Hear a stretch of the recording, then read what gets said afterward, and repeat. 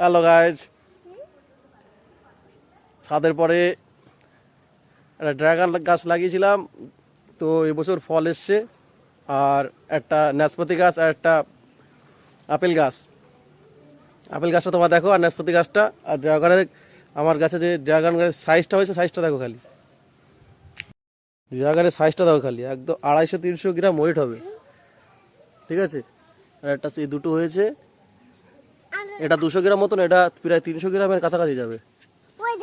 আর একটা এই যে ফুল হচ্ছে, দেখেছো?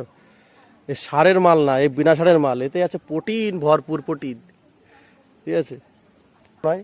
এই যে আপেল গাছ আর এই যে নাশপাতি গাছ, দেখেছো? বন্ধুরা, আমার ছেলে চলে এসছে পেছনে। হ্যাঁ, ড্রাগন ফল পাড়বো। এখানে দাঁড়া, ছাদের পাশে পড়ে যাবি, ঠিক আছে। পেকে গেছে, এ রাখা যাচ্ছে না। ছেলে দৌড়ে দৌড়ে চলে আসে ছাদের পরে, ঠিক আছে, ড্রাগন পাড়ার জন্যে। তো আমি রবিবার তো ওকে নিয়ে আসলাম ড্রাগন পাড়ার জন্যে। হ্যাঁ, এখানে দাঁড়া পড়ে যাবি। প্রায় 250-300 গ্রাম হবে এই মালটা। সাইজ দেখেছো তো? সেই সাইজ। ও তো গোল্ডেন কালার। ধরো এটা ধরো, ধরেছো? এ গন্ধ হেবি সুন্দর।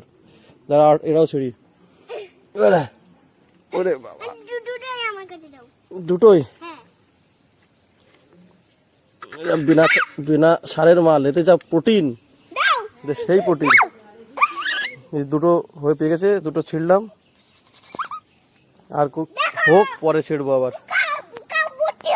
এবছর গাছগুলো সার ফার দিতে পারিনি তো, আর সার এমনি দিলে গোবর সার দেওয়ার উচিত, গোবর সারটা দিতে পারিনি, ওই জন্য এবার ফলন কম। আগের বার বেশি হয়েছিল।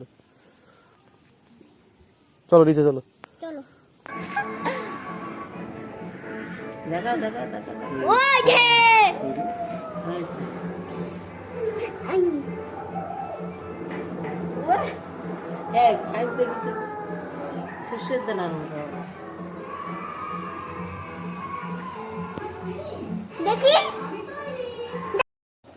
ছেলের অবস্থা দেখো, ড্রাগন খাতে খেতে ভাড়া মুখ লাল করে ফেলেছে ড্রাগনের রসে।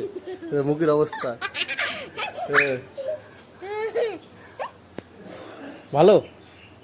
সব কামড়া খাতি হতো। কালো কালো কি বিসি ওটা? ওই বিষ সব খেয়ে ফেলাও। ড্রাগনের বিসি সব খেয়ে ফেলাও। এটা বন্ধুরা, ছোট হোক বড় হোক সবার খাওয়া উচিত। এতে প্রচুর ক্যালসিয়াম আর ভিটামিন থাকে, ঠিক আছে, ড্রাগন ফ্রুটে।